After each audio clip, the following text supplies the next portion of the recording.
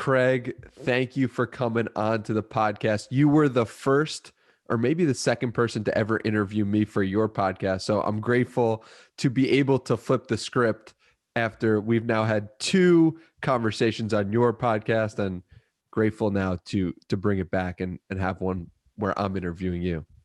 Oh, it's fun to be here. I'm probably your least famous guest that's on your podcast. Nobody's going to know who I am. They're going to be like, who's this guy? Who's this British guy? Hopefully we'll have some kind of interesting conversation, though, to pull somebody in to make them stay. Yeah, I have no doubts about that. And I think we should start off with your weight loss journey. You know, you were at one point over 250 pounds at 6 foot, and that was 8 years ago. What happened in the last 8 years, the shift to go from someone who was overweight, unhealthy habits, to someone who is doing Jiu Jitsu, lifting weights, and feeling comfortable in their own body? Oh, well, I guess it all started when so I've always been a bit of a geek. I've always been a bit of a computer nerd. I've always sat down a lot. Was always going to end up in some kind of computer career, desk career, that kind of thing. So from like 19 years old, I used to work in a supermarket, and then I got my first serious job when I was 18, 19. And from there, I got a desk job. That was my first desk job as a designer. And that was it. As soon as I did that, because I had such a bad diet, right there and then, I wasn't really overweight at 18. But as soon as I sat down, and I was sitting down, so to give you a picture, I was traveling 3 hours there on a morning. So I got 2 trains, a bus, and sat down for 2.5, 3 hours. The same on the way back, then sat down at work for 8 hours as well. All the time whilst I was doing that, I was, I'd have an energy drink on a morning, then a bacon sandwich, and then some kind of sweet treat, and I was doing no exercise, but still eating the same as what I used to do when I had an active job, and walking everywhere and things like that. I wasn't doing any of that anymore. So from about 19 to probably, it'll have been about 24 or 25, I just racked on the weight, just continue to put on the weight over and over. And I've never been a sporty kid, particularly. I used to play American football, what you call football. I used to play that for a bit, but I still wasn't healthy. So the weight just kept piling on. And then I just got on the scales one day, as I guess you do sometimes when you're not really into this thing. You think, maybe I'm a bit fat now. Maybe I should get on the scales. And I got on the scales and it said 18 stone 4. I'll never forget that. 18 stone 4 pounds. And I was like, this is it. This is too far. Just in that moment, right there and then, I just said, I'm going to lose weight. And I knew nothing about how to lose weight. I didn't know how I was going to approach it. I'd never been healthy in my life, but that was the point right there, just that one point. Why? Why was that the point that broke you? Honestly, I don't know. It's just, I guess I've always thought when it comes to getting healthy or making any positive habit, it's got to come from internally, hasn't it? It's got to come from somewhere inside of you. You've got to make the decision. And at that point, for whatever reason, I made that decision to never be that weight again. I was never going to get up to that weight. I didn't have any weight goals. I didn't say, right, I'm going to lose, I'm going to lose 50 pounds or anything like that. But I said I was going to lose the weight. And back then, I didn't think I looked fat. It was just what I was. I was overweight. Now looking back at the pictures on Facebook, oh man, it's insane. The difference is insane. But honestly, why did I do it? I don't know. I just looked at the weight. I've had many of these moments in my life where something flips and I just become determined to do it. Beyond everything else is going to happen. So the thing that happened with me, I just started running. I started running a mile. A mile was the first goal. And I couldn't even run a mile. I could only run a mile and a half, half a mile at that point, and I was out of breath. My chest was hurting, felt like I was going to die. And I just kept doing that over and over. That was the first thing that I did. But as to why I did it, I don't know. divine intervention. I honestly, I don't know. Okay, so you start by running a mile and you say, I'm going to run a mile every day. And at first, you can't run a mile. A lot of people then would quit. They would say, okay, I can't run a mile. I'm not going to do this. This is embarrassing for me. But you said, I'm going to keep doing it and I'm going to keep running. Why do you think you kept running? It's just an attitude I've got. Like I said, I saw the 18 stone 4. I was never going to return to it. And I've got this tenacious thing. So I would have been 24, 25 at this point. And I'd already done a lot of these kind of daily challenges thing. I'd designed a poster every day for 365 days, took a photo every day for 365 days. So I had discipline and stick to itness, and I knew I could do it, but I'd never done it for myself, for my health. So as soon as I saw this, the path was clear. I was going to run, and I was going to do it in this strict regimen. I knew it wasn't going to be easy, but I just, and it's still in my mind now. I can still see the scales. I was living with my mum at this time. I can still see the scales in my mum's bed, in my mum's bathroom, looking down at the scales, thinking 18 stone 4. So that's all I needed in my mind, 18 stone 4. And the other thing that helped me as well was I was just tracking the runs as well with, it'll have been Runkeeper or something like that at the time. So I could see this list building up, and that's the way that I work. I can see the streak building. Day 1, you ran 0.3 of a mile. Streak 2, 0.32 miles. Day 3, 0.32, 2 miles. And it goes up and up and up every time. And that was it. I just stuck to the streak. I just didn't think about it. It was just a thing I was going to do. What do the people around you start to say as you start changing? A lot of people started commenting on the weight loss, saying, "Oh wow, you're looking well." That's the thing that people say. That's the thing that polite British people say. They never tell you you're fat. Only my mum told me I was fat. So yeah, you're looking well. Have you lost weight? All these kind of things. But it was never really, for me internally. I wasn't looking at the weight. I wasn't looking at the number. I wasn't seeing the number drop. I purposefully didn't get back on the scales for quite a long time. The thing I was watching was the belt on my trousers getting looser, going down another notch, but not focusing on it too much. Even back then, because I'd already built up this idea of doing things daily over and over, I was focused on the process, like consistently focused on the process. I was going to keep doing it and doing it and doing it and doing it, and until either my legs gave out or, it's hardly a David Goggins story, is it? Running 0.3 miles at like 250 pounds. But, you had to start somewhere. Yeah. And David Goggins had a similar situation where he was, I have no idea how large, but 300 pounds, something crazy like that. And he worked his way slowly day by day. But you've had this idea of daily progress and daily success, and you've done the daily so often. Where does the daily idea come from? It came from when I was 18. So I just got my job as a designer when I started to put on the weight. Got the job as a designer, and I wanted to get better. I've always had this obsession with improvement. I don't know where it comes from, but I've always had this obsession. And not so much these days as I've got a little bit older and wiser. But when I was younger, I wanted to be the best as quickly as possible, like every young kid. And I was always looking for ways to actually achieve this, how to get better quicker. And I'd seen something on the internet around that time. Daily challenges were quite popular in the design community. So I knew I was particularly bad at a particular skill in design. I said, right, I'm going to make a poster every day for 365 days. It wasn't planned. Not beyond that, it wasn't really planned. We made a website and we put them on the website, but there wasn't much of the planning to that. Again, it was a focus on the process. At that point, I wasn't disciplined. I'd never done anything like this before. And there was times, oh Jesus, in the middle of the challenge where I'd be at a party and it'd be like 11:50 at night.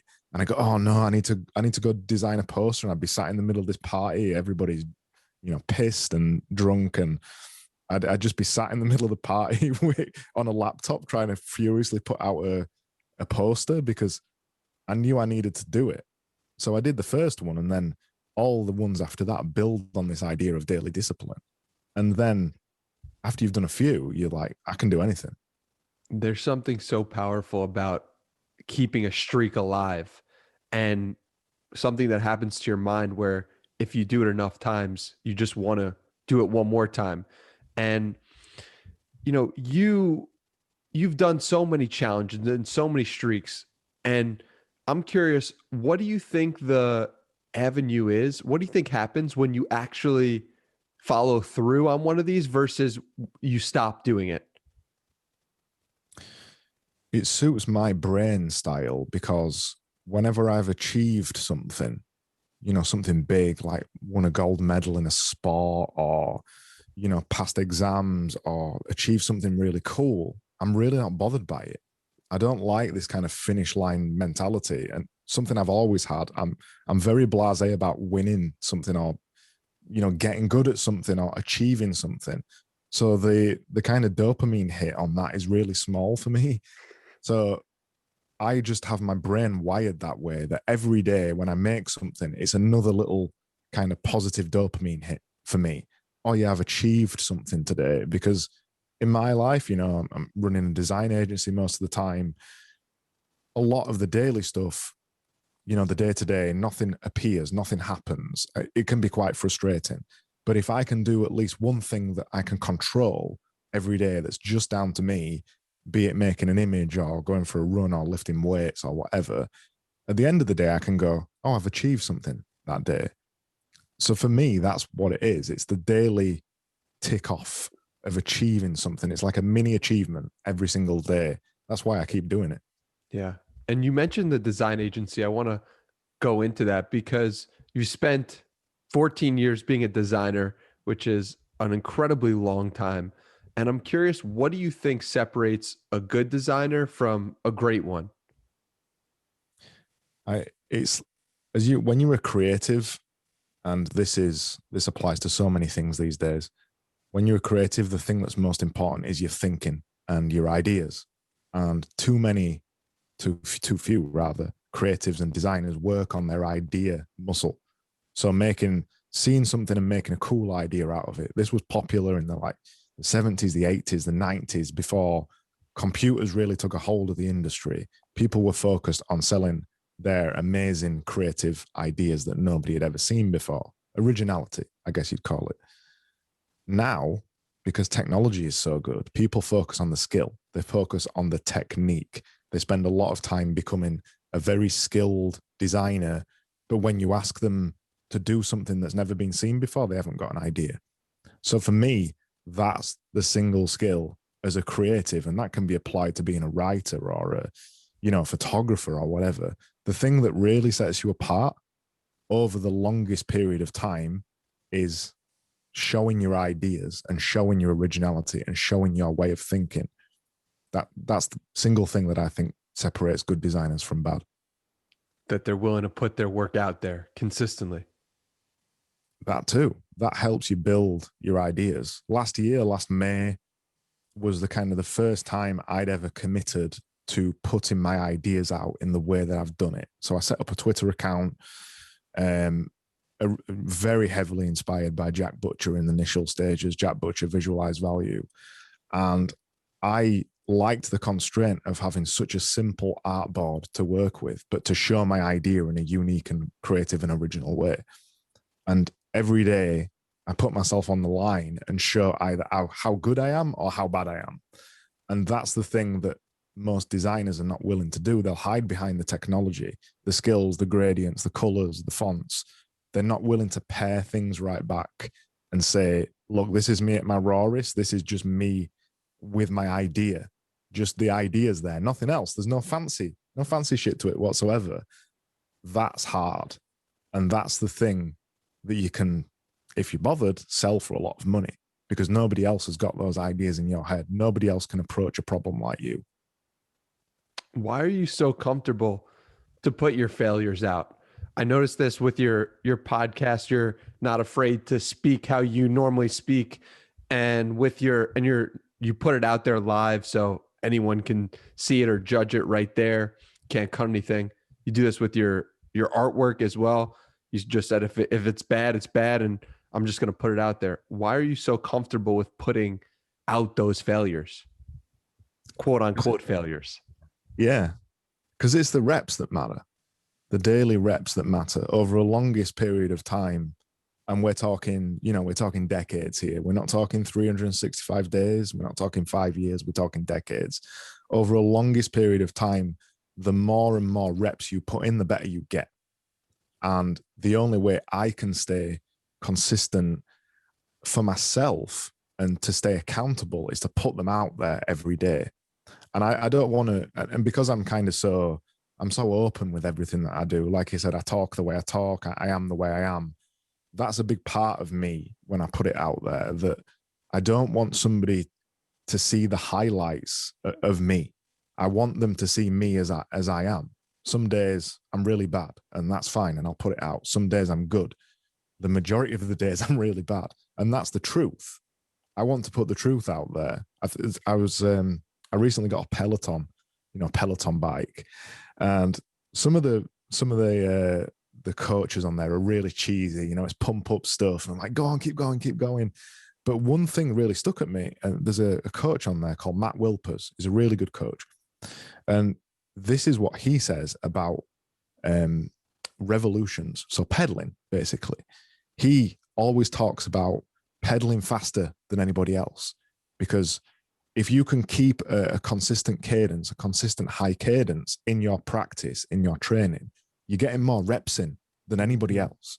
So if you can keep up that cadence, you're getting in maybe 10, 20, 30, 40 more revolutions than anybody else. So your pedal stroke is improving potentially 40 times faster than somebody else. So coming back to that whole obsession with getting better than people, if I'm making at least one thing a day, and it's never just one, if I'm making at least one thing a day, at the end of the year, just on the visuals, I've got 365 practices, 365 revolutions. Nobody else is doing that. Somebody might do it for 365 days, but nobody's going to do it for 5, 10, 15, 20 years. Look at somebody like Beeple. I don't know if you're familiar with Beeple. Yeah. He's been doing every days for like 13 or 14 years. And he just sold an NFT for $79 million or whatever it was. And the stuff he puts out daily is stunning. But that's because he's done them every day for 14 years. So I'm of the same attitude. It isn't about the single daily rep. If it's good or bad, I don't care. It's the practice that matters. You said there that you're doing it because no one else is willing to do it, right? How do you balance that with also doing it for yourself and not letting it be about beating someone else, but beating yourself from yesterday? Well, that's the thing, isn't it? When you step into the kind of arena, becoming, as Goggins says again, the uncommon man amongst uncommon men, when you step into that arena and you're doing something nobody else does, you're already by yourself. So every day is a battle with myself. There is other people making visuals online. There's other people doing pockets of everything that I'm doing, but nobody does it to the same cadence or consistency. So that's all it's about. Just keep going with every single day. There isn't competition, really. Like you said, I've been doing this 14, 15 years now. I'm not bothered about competition anymore. I've already figured my kind of thing out, if you will. You're just waiting for the people to find the backlog of work that you've been putting in. And when they do, they're going to be like, what the hell is going on here? I got to binge this guy's content. I got to binge this guy's artwork. Yeah, kind of. But I don't even, and I know I've said this before on Twitter, and I always preface it by saying, I know you won't believe me, but I don't do this for anybody else. Yeah. I'm not bothered about anybody seeing it. It's for me. Everything I do online, be it writing a tweet or making a podcast, it's for me. I am making it for me to get better. And if somebody eventually finds that and thinks it's cool, they send me a message, whatever, I'll be thankful and grateful, but it doesn't even hit me. I don't feel proud or whatever. If somebody says it's bad, I'm not bothered. Yeah, I think there's a famous, I can't remember who it was now, one of the Stoic guys who says, treat congratulations and treat negative comments exactly the same way. It's the same that I am. But to that point though, I have now seen that starting to happen. The most visceral example of it is Instagram. So I've been making these images, I said, on Twitter and Instagram for the last year. I've done nothing with Instagram, just uploaded the image, just a daily rep, it doesn't matter. And over the last year, it's just over a year now, for about 11 and a half months, I had about 400 or 500 followers. Nobody gave a shit. And then in the last sort of 20 days or something, it just exploded. And I went from 500 followers to it's about 1,200 followers now or something, just over and over and over, people spotting it, somebody sharing it, somebody else giving it to somebody else. And it is an element of that going through the back catalog and going, Jesus Christ, this guy's been shouting into the void for a year. And he doesn't care. What most people would have done, and going on Instagram as well, I've seen this. Some people were better than me and they made better content than me for the last year. And I went onto Instagram after seeing this explosion and they've all stopped. They all stopped at 10 months, 9 months or whatever. They started getting a bit of traction, but their ego just wouldn't let them shout into the void when nobody was watching. And I know I'll win that battle every single time because I'm not doing it for the ego. Where does that lack of ego come from? I guess I'm just thinking of the Lonely Island song now. I'm the most humblest guy. When I talk about being humble, it's like you're not obviously not humble.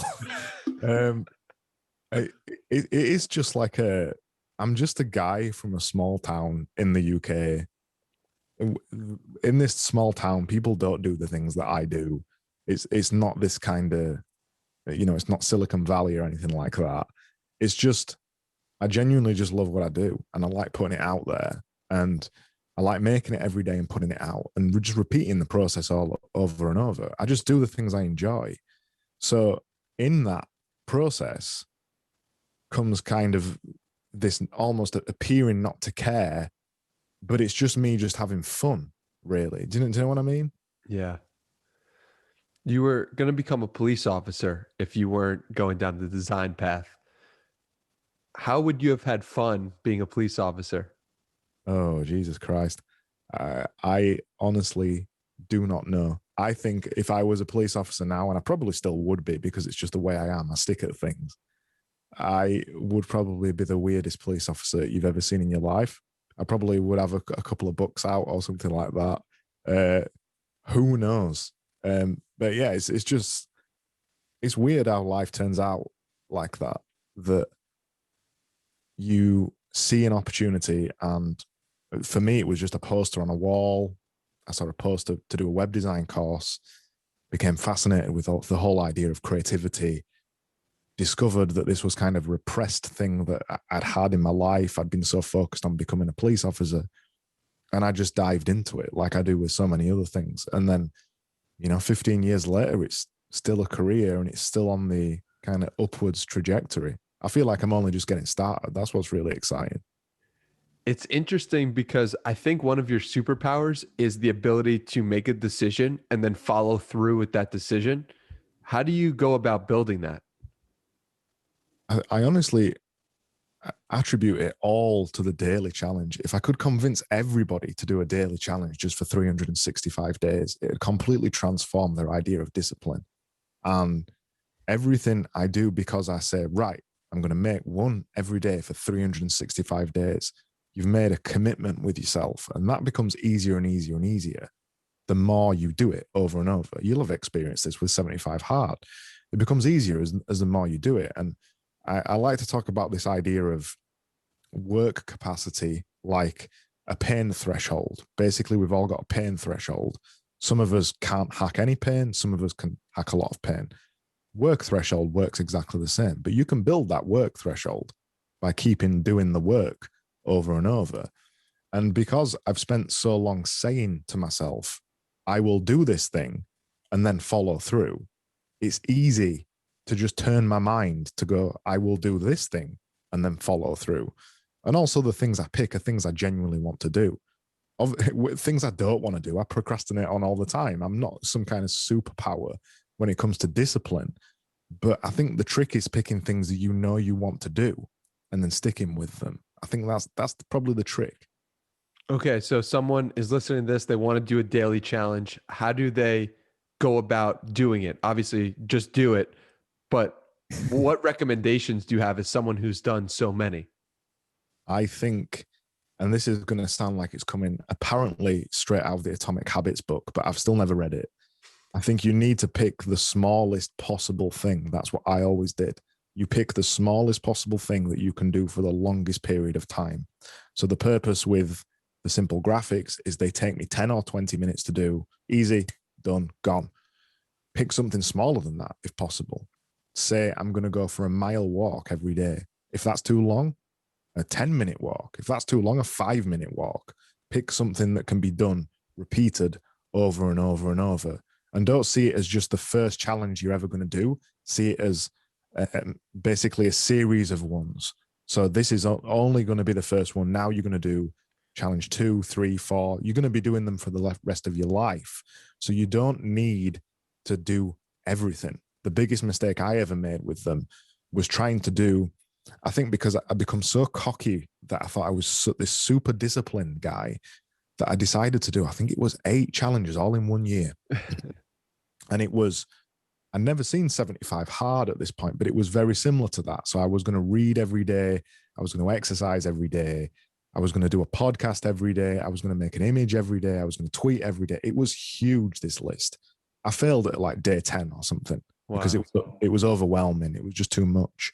So the key is trying and make it not overwhelming. Make it as small and what seems as silly as possible.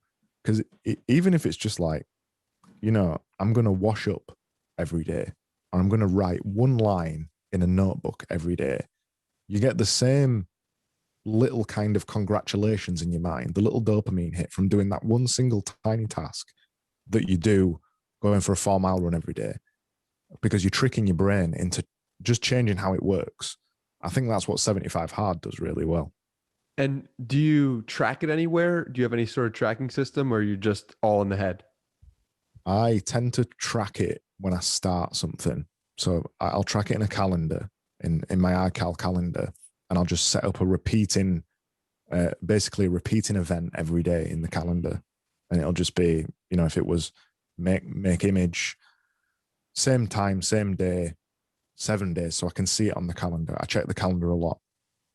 And then probably after a couple of weeks, I'll delete it once I know that it's just become automatic, like brushing my teeth. So initially, yes. Further down the line, no, because I feel overwhelmed when I start to see them all written down somewhere, because I've usually track a couple of them, but it's very easy for me to do them when I'm not tracking them because I just do them automatically because they're in my head, like you said. So I don't know. I have a weird relationship with technology. I think it can make you feel a little bit anxious. It's exactly the same reason I've just got rid of my Apple Watch, because you can see the rings and you're like all day long, you're obsessing over the fact that you need to burn 800 calories or whatever it is. So yeah, not sure. Maybe for the first one, but not for the future ones. How else have you noticed technology making you anxious? Well, notifications is the obvious one. So I think when I first started taking Twitter seriously last year, I was at about 800 followers last February, and I'm nearly at 5,000 now. Let's go. Yeah. Again, that was a daily challenge, write 10 tweets per day for a year. But the wider thing from that is that I had the notifications on at first. And I used to, at the beginning, obsess over the metrics. So that tweet didn't do too well, or I'd got 10 followers this day and I'd got 30 followers the next day. What could I do different? What could I optimize? How could I make that consistent? And I was obsessed over the numbers and the notifications and the metrics. When I turned them all off after about 4 months, I felt a million times better. Nothing changed. The followers still kept coming in. In fact, that was around the time when I turned it all off and said, right, I'm just going to make content that I want to make. I'm just going to do it for fun. I don't care what anybody thinks. Everything changed. I was getting way more followers all of a sudden. People were way more interested in what I was saying because it was me all of a sudden. I kind of woken up from somewhere. And after that, it led me to write like a quick treatise of the number, I called it. And there's about 10 things on it that you should never pay attention to. And they're all to do with metrics and numbers. And we get so obsessed with these metrics and numbers. I don't ever see it as being a good thing. After being in both camps about, tracking my heart rate every single day for no apparent reason, and tracking the steps that I've done, and tracking the calories, and tracking the food that I've eaten, and all these kind of things, you just build up like this low-level anxiety that's always there every day, that you've got such this huge checklist of things that you need to work on every day. As soon as you get rid of it, nothing changes. You still do the same things you always did, but you feel loads better.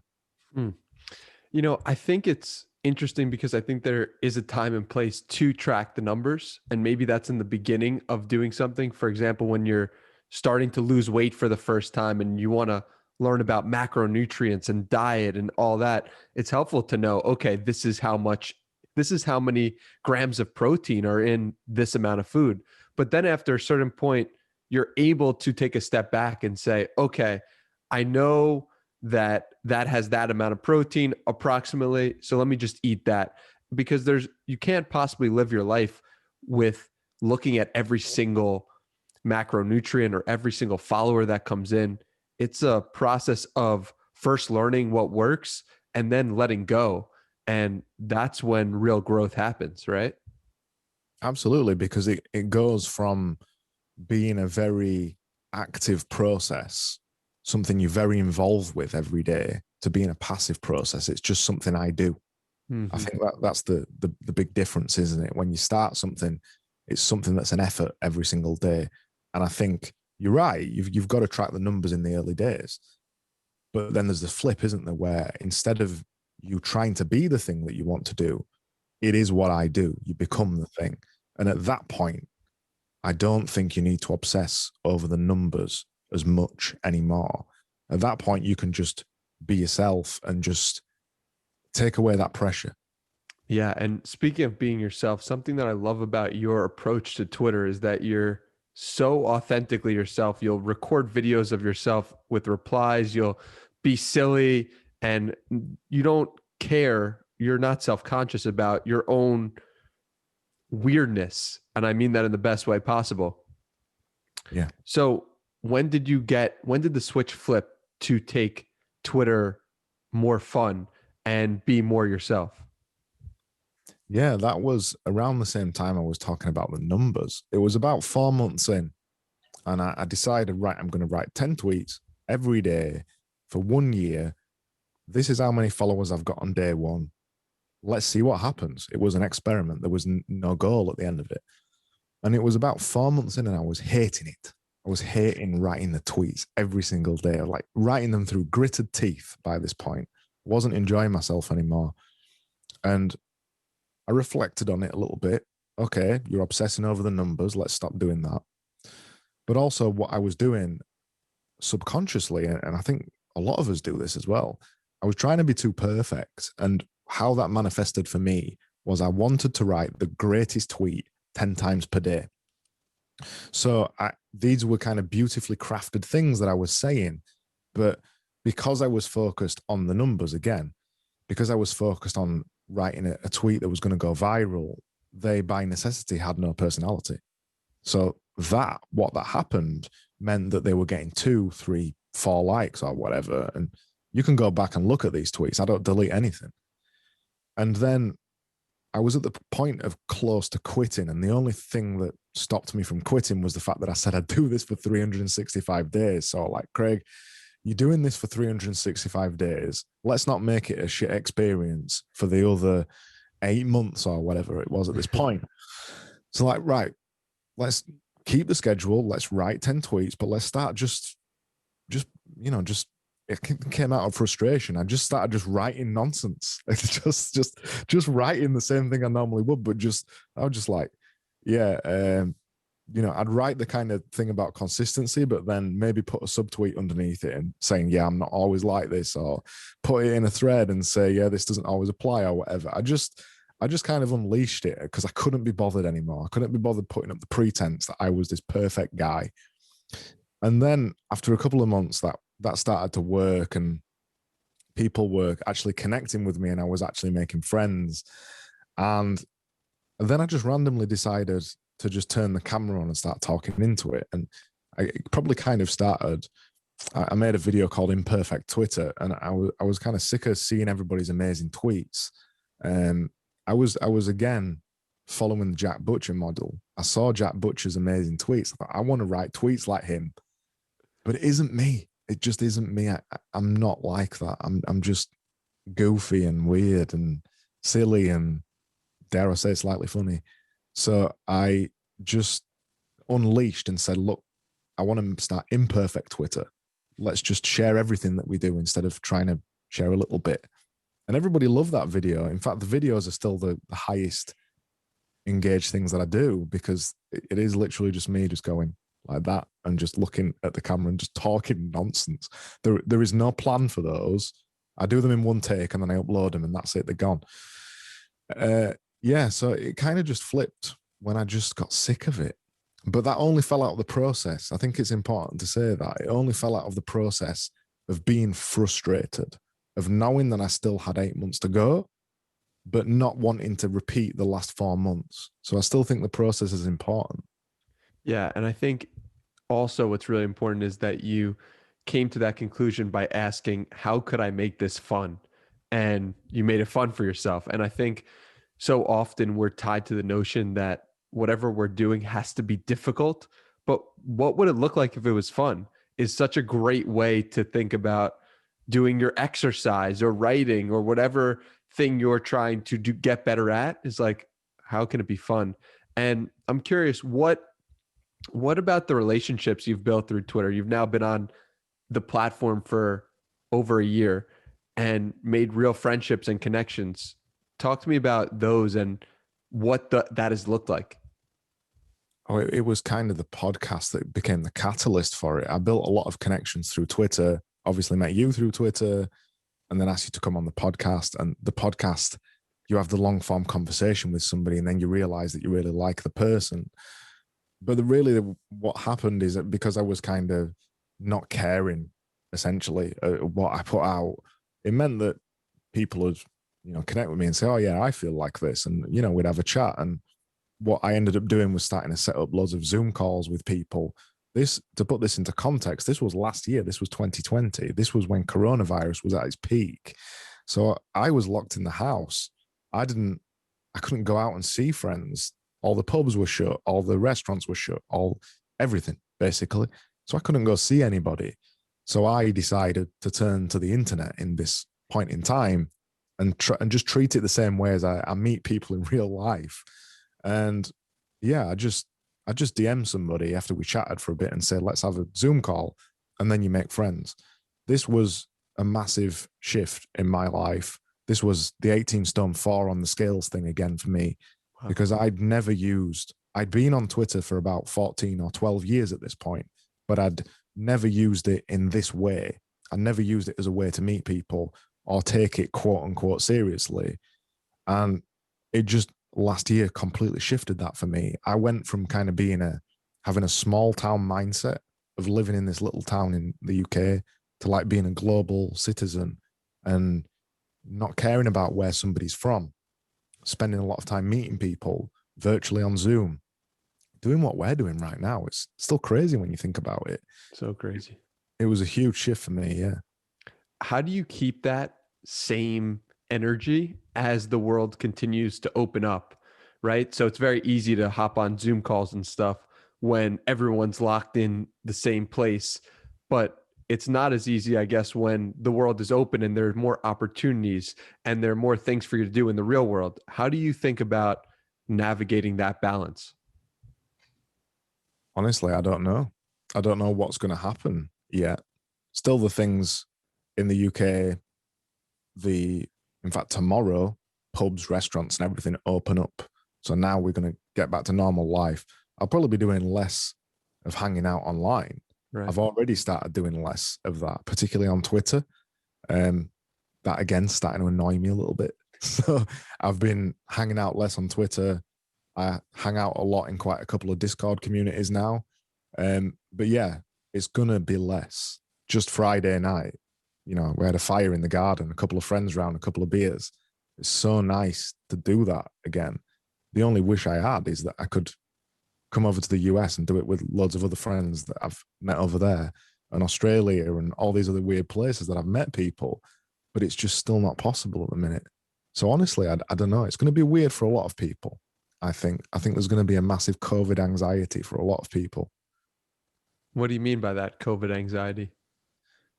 Well, I was speaking to somebody the other day, and they were saying they went to a pub, and there were a lot of people around, and he kind of had this anxiety in the back of his mind. Oh, there's a lot of people around, because we just haven't been in big groups for so long. It's weird now, to sit in a place where there's people. It's lovely and it's amazing, but being surrounded by 30 people is something that in the UK we haven't experienced for over a year now. Wow. And it's weird. So there's kind of a low level anxiety, much higher for some other people, a high level anxiety of being next to people, actually shaking hands with people or whatever. I've not really had it because I've kind of, don't know whether I should say this on camera, been doing Jiu Jitsu for the kind of last year, even when it was kind of at its strictest. So I've never not had that kind of human connection. I also live with my girlfriend, so I've still been seeing people, my parents and things. But some of the people, imagine they've been locked up for a year, seeing nobody, and then going into a room with 30 people. It becomes not the norm. You've got to learn the normal again, which is crazy. You mentioned jiu-jitsu, and I would love to go into that briefly. This is something, an art that I am so impressed by, because it is the proven best way to defend yourself, basically through mixed martial arts, UFC. How has that impacted your journey? It's the great ego leveler. That's the big thing about it. I remember starting it, I think it was 3.5 years ago. 3 years ago I started it now. And I turned up to my first class and there was about 50 people in there. I'd lent some gi pants or some jiu-jitsu pants from somebody. I walked into the lesson. Professor points at me and goes, "You've got your gi pants on backwards." And I had to go back into the room and turn the pants around and come back out. And I'd never done martial arts before, and it was completely alien to me. And we just worked in groups to choke each other, basically. At the end of the lesson, my throat was sore, but I was smiling. It was just this whole weird world. I'd never done martial arts, so martial arts really strange to me. But yeah, it's kind of this great ego leveler, especially jiu-jitsu, because I went in there, 3 years ago, strong, fit guy. I'll have been 29, just turning 30, strong, fast, fit, and getting absolutely pummeled by everybody. 6 foot guy, 200 pounds, 210 pounds, in good shape, and just not been able to do anything to anybody. And that continued for at least a year. And I'd become obsessed with it. I was going 4, 5, 6 times a week, 2 hours a night doing jiu-jitsu, and I couldn't do anything. What were you thinking in that year when you're getting pummeled? What was the mental chatter like? And what was going on in your brain? Well, like so many things, you become obsessed with getting good at it. So I was watching YouTube videos and instructionals and things like this, trying to figure out how to get around these things that I were getting caught with all the time. And because jiu-jitsu is so huge, we're talking in boxing, there's about 20 or 30 different moves in terms of punches and things like that. There's not that many moves, if you want to call them that. In jiu-jitsu, there's at last count something like 4,500. So this sport is huge, ridiculous. It's ridiculously big. So the potential for learning something is amazing, and I love learning new things. So to be able to go out of the office and come to this place where I'm learning this thing that's completely alien to me, that's what I had going for me. So I'd turn up, you'd learn something for an hour. This is how the classes usually work. You learn something for an hour and then you get pummeled for 30 minutes. You do sparring and you just do rubbish. But then every time you turn up, you get a little bit less pummeled and you just keep going back and back and back. The amount of people I saw turn up, weightlifters, rugby players, these kind of people, turn up for one lesson and go home, never come back. It's huge. The majority of people who do jiu-jitsu are not big, strong people because they can't do it. Their ego does not let them do it. And that's why I say it's the great ego leveler. That's the biggest thing for me. Yeah. And I would say one of your biggest superpowers seems to be your love of learning and your ability to stick with things. Both of those are, I think, so important to all of your success thus far. So about the learning piece, what makes a good learner? Well, I've had the opportunity to teach as well, which I think helps. So I used to, although it's not really happening at the minute, I used to teach twice a year and I used to teach web design. So you get to see the other side of it. And when you're teaching, you understand that you need to conceptualize things, make fundamentals and all this kind of thing. The thing that makes a really good learner is the ability to find the fundamentals in a thing, not be obsessed with the YouTube videos. If we're talking about jiu-jitsu, not being obsessed with learning techniques. And this comes back to the design thing again. It's a strong thing that I believe in. Not being obsessed with the techniques and the skills and all that kind of thing, the single moves that you can do, but learning the fundamental thing that's happening underneath. So in jiu-jitsu, you want to sweep somebody. Well, it's all at the hips. Most of the time, you need to unsettle the hips, or you need to pull them one way to off balance them, and throw them the other. So learning the fundamentals of a thing means that you can learn many, many things. You don't need to learn the one thing. And then when you learn the one thing and it doesn't work, well, you've learned the pointless thing.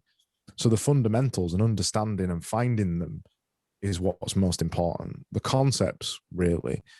And when you ever see a good learner or anybody talking about something, anybody teaching you something, if they're not talking in the fundamentals, you know they don't really fully understand what they're talking about.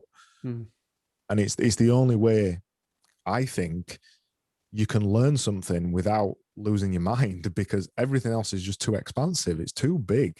And you want to learn the things that you can use every time you use it, which is always the fundamentals. What are you enjoying learning about these days? Design, always. So not so much jiu-jitsu at the minute, because I'm only getting to train 2-3 times a week, so you can't apply it.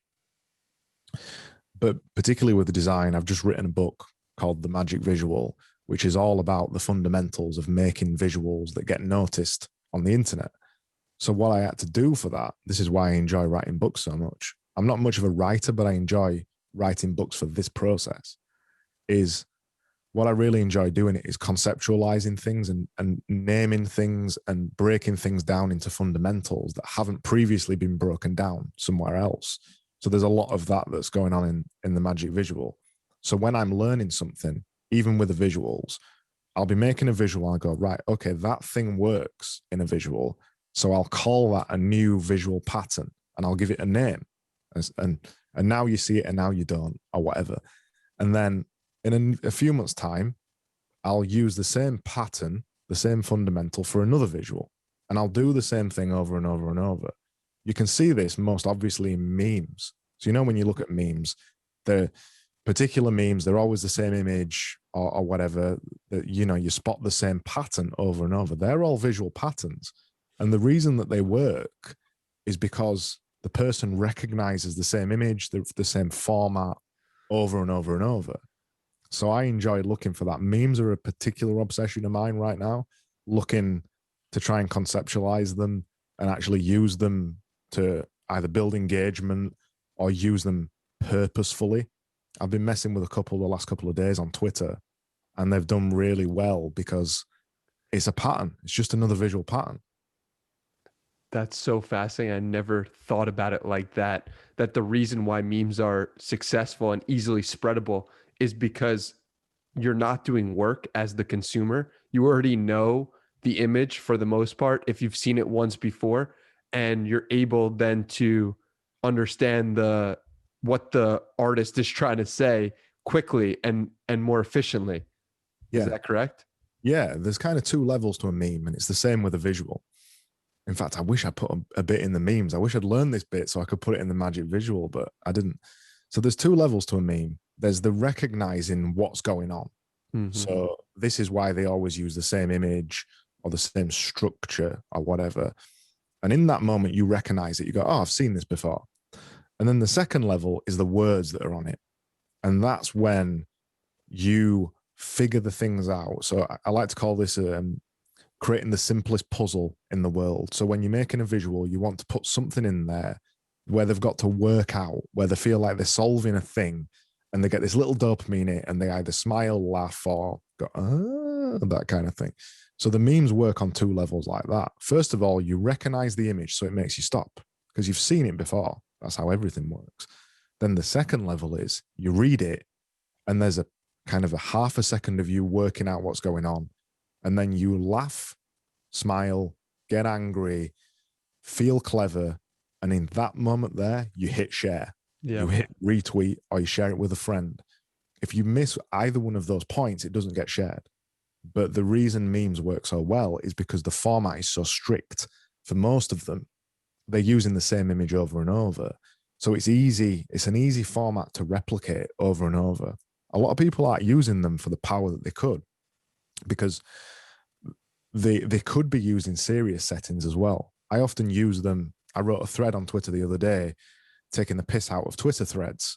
So the serious point was I'm sick of reading Twitter threads, but I made the point by using memes. So they were all memes of Twitter threads. And it does really well in that instance because it's so niche, if I want to say the American word.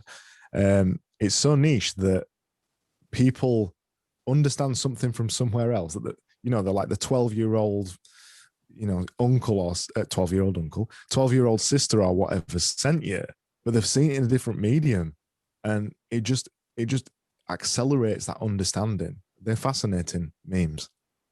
It also allows you to remember the information better. If you have two pieces of content and one of it is straight up text and the other is in a meme, the second one is going to be more easily recognized by your brain and able to recall that better. So I think that plays a part in it as well, in addition to the shareability aspect of it.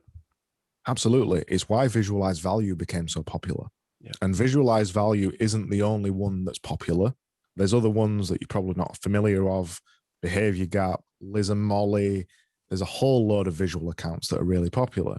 But the reason they're all so popular is because they're simplifying, like you said, they're simplifying something that's quite difficult or abstract to understand, and they're putting it in an image. But the magic isn't just the image. The magic is the text and the image. So when they both go together, you get the same aha moment like you get with memes. You look at the image, you see the text, and you try to, and this is most visceral with visualized value images, you see the text, you see the image, and then in your brain, you try to slot them over the top of each other. And in that moment, you go, oh, that's clever, I get it. And then you share it. That's, again, that magic moment. It's why visuals are so powerful. And we're only just hitting the surface of it with Twitter specifically. What makes someone a good meme creator? That's a hard one. I think it's the same thing that makes people good at writing tweets. You've got to find the truth that everybody is thinking, but nobody is saying. And that isn't easy to do. But particularly with my visual images, the unobvious account, the kind of visualized value stuff, I tend to take really old fundamental concepts, stoicism or whatever philosophy I find, and modernize it with an image. With kind of a meme and other things, you're kind of doing the same thing. You're looking for the principles, the fundamentals of a way of thinking or something that people are saying but they're not putting into tweets. They're truly magical when you can find that moment. The harsher you can make them, the more they spread virally. But the bonus you've got with a visual, particularly a meme, is they don't look harsh because they're just taking they're taking the piss out of the situation. They're making fun of the situation, so they don't look harsh. Whereas if I would have, to go back to the thread that I made of basically saying I hate threads, if I would have just written 10 tweets about how I hate threads, I'd look like a grumpy guy. But because I use memes, people like it. So they're very passive aggressive, actually. You can hide harsh truths inside memes and visuals. They hit a lot different. And the other thing to say on that, the reason they hit a lot different is, and this is the magic of them, is that people don't think they apply to them. And that's why they share them. Even though they've experienced it many times in their life, topics like procrastination, a lack of discipline, sticking to things, all that kind of stuff, people always share it because they don't think it applies to them.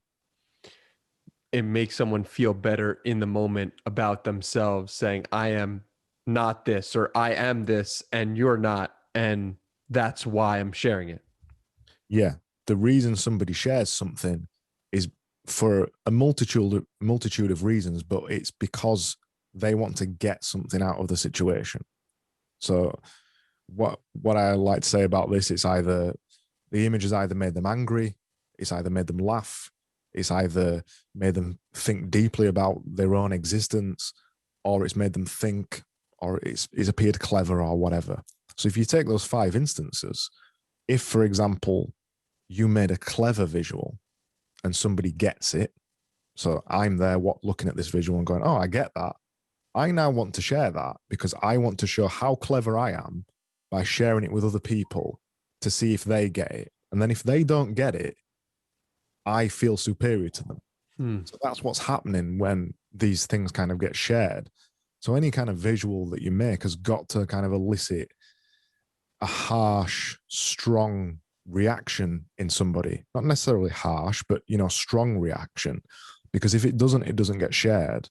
But that's like anything online, isn't it? It's got to be polarized. It's got to be either really, really funny or really harsh. The things in the middle, the mediocrity, it doesn't get shared. It's fascinating stuff, man. It's like you break down something that I really haven't spent much time thinking about, memes, into the component parts, the fundamentals, which is so cool to hear, because that's obviously another reason for all of your success, is that you're able to break down and wanting to break down different things to those levels. Before we wrap up here, I want to ask about the future. Where is Craig Burgess 14 years from now? You spent 14 years becoming a designer, and I'm curious where you foresee yourself 14 years from now, and we can pull up this clip in 2035. And do another podcast. For sure.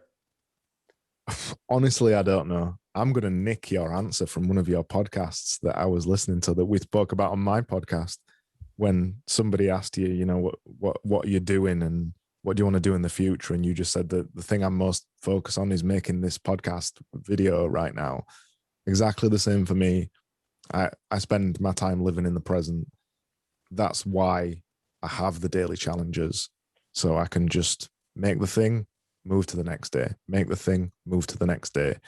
And what that process usually ends up falling out is things that I may want to do over a longer period of time. Maybe start a community, which I've done, or write a book or make a course or whatever. But there is no grand plan. Yeah. I don't know whether I'll be a designer in 15 years. Maybe I will, maybe I won't. But I've already started shifting away quite strongly from that persona. I do so many other things. I record a podcast. I do YouTube videos. I make visuals. It's one component part of it. I write books.